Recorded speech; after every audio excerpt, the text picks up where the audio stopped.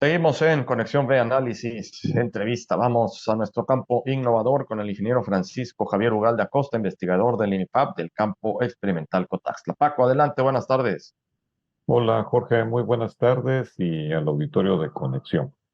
Hace algunos días estaba consultando hoy en la hemeroteca del periódico El Dictamen de Veracruz, pues algunas de las historias que están vinculadas a la trayectoria que ha tenido el campo experimental Cotazla. Y me encontré en la edición del 29 de julio de 1960 la noticia que precisamente hoy, 28 de julio, hace 63 años, en estas tierras veracruzanas, ocurrió una importante visita al campo experimental Cotazla de la delegación de los más altos niveles de científicos en el ámbito agropecuario del mundo, interesados en conocer pues los avances que se estaban realizando en maíz, frijol, arroz, pastos, hortalizas, oleaginosas, avicultura y ganadería en tan solo 4 años que tenía fundado el Centro de Investigación en Cotazla y que estaban siendo de gran impacto tecnológico tanto en el trópico mexicano como en Centroamérica, Caribe, Sudamérica, África y en algunos países asiáticos, como así quedó asentado en la documentación que encontré. La historia comenzó así, así narra la crónica del periódico El Dictamen, que precisamente fue en primera plana esta información, decía, provenientes de la Ciudad de México en un avión bimotor de Mexicana de Aviación, llegó esta delegación de agrocientíficos al aeropuerto de Las Bajadas en el puerto de Veracruz a las 10 de la mañana. Fueron recibidos por el jefe del campo, el ingeniero Carlos Tapia, y una comitiva de investigadores que de inmediato se trasladaron al campo Cotazla, a 34 kilómetros del municipio de Medellín de Bravo. En esta comitiva internacional era encabezada, Jorge y amigos, por el presidente y vicepresidente de la Fundación Rockefeller, o sea, no salían tan fácilmente de allá de Nueva York, y eran acompañados por directivos e investigadores agrícolas de la Universidad de Riverside de California, de Cornell de Nueva York, de Minnesota, de Indiana, del programa agrícola de la India, de Chile, de Colombia. Venía el director del Museo Botánico de la Universidad de Harvard. Venían representantes del Departamento de Agricultura de Estados Unidos y también acompañados por los investigadores del doctor Edwin Wellhausen, que era el director de la Oficina de Estudios Especiales aquí en México.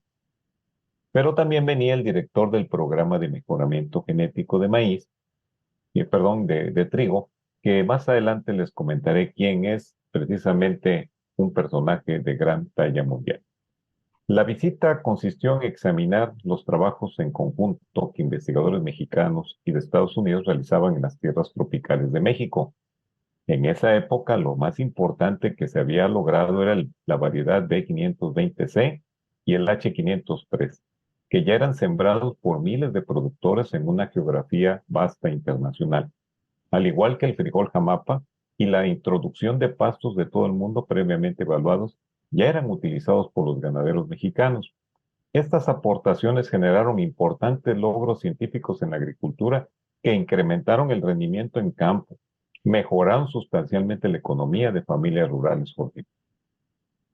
Oye, Paco, y como siempre lo hemos venido comentando, este gran logro de la Fundación Rockefeller con la gran aportación que tuvo para el campo mexicano y que ha tenido para el campo mexicano desde este entonces, porque fueron pues los que, no me atrevo a decir los que más, pero sí hubo un financiamiento muy, muy destacado de la Fundación Rockefeller en todo lo que fueron estos proyectos agropecuarios desde este entonces, a mitad del siglo pasado, Paco.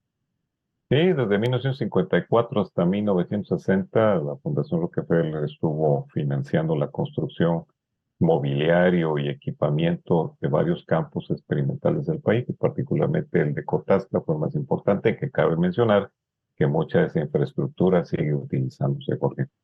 Y en esta segunda parte de mi agrocomentario, haré referencia que en esta visita que se hizo el 28 de julio de 1960, fue del doctor Norman Burlum, director del programa de trigo en México, que con el tiempo fue considerado el padre de la Revolución Verde al desarrollar las variedades mexicanas de trigo que duplicaron y triplicaron los rendimientos en el mundo.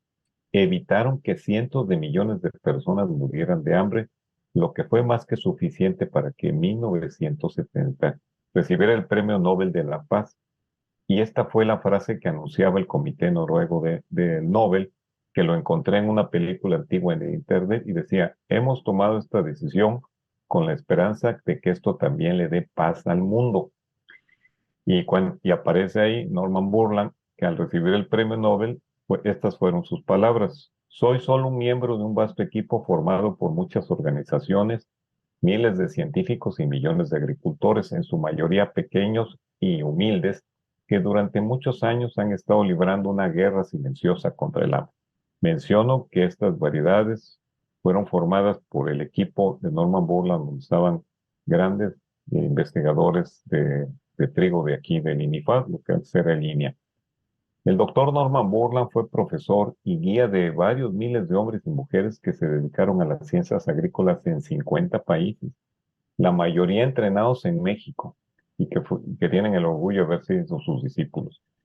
Promovió el desarrollo de pequeños productores en el mundo. En sus 63 años de carrera profesional, incansable viajero, el doctor Borlaug visitó los campos de productores y científicos agrícolas en más de 100 países.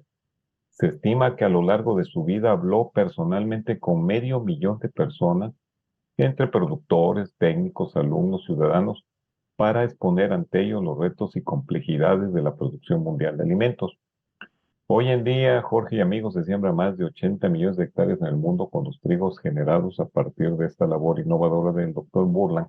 Trigos que son de alto rendimiento y resistentes a enfermedades, la mayoría generados en México. En 1970 recibió la Orden del Águila Azteca, uno de los mayores honores que recibió el doctor Norman Borlaug del gobierno mexicano. Y en el 2016, su nieta Julie Borlaug la hizo llegar nuevamente a México por primera vez para una exposición. Y estas fueron las palabras de su nieta. Dice, sabemos que en México surgirá el próximo Norman o Norma, que ayudará a alimentar al mundo. Y a 63 años, un día como hoy, 28 de julio, recordamos la visita al campo Cotazla del doctor Mon Borlaug, que promovió la paz a través de la agricultura, Jorge. Pues no sé si coincidencia, pero pues son 63 años de que vino y también 63 años que estuvo él trabajando. Así es, Jorge. Pues estos datos siempre nos llenan de orgullo para darlos a conocer, Paco, como lo haces, y que nos tengamos en cuenta porque vemos que instituciones serias como la de ustedes, como el ENIFAB y los campos experimentales, hacen las cosas bien, Paco.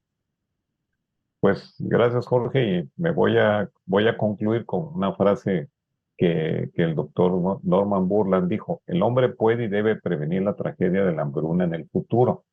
Sin alimento, todos los demás componentes de la justicia social carecen de sentido y por lo tanto, si deseamos la paz, también se debe cultivar la justicia y los campos. Buenas agrotardes.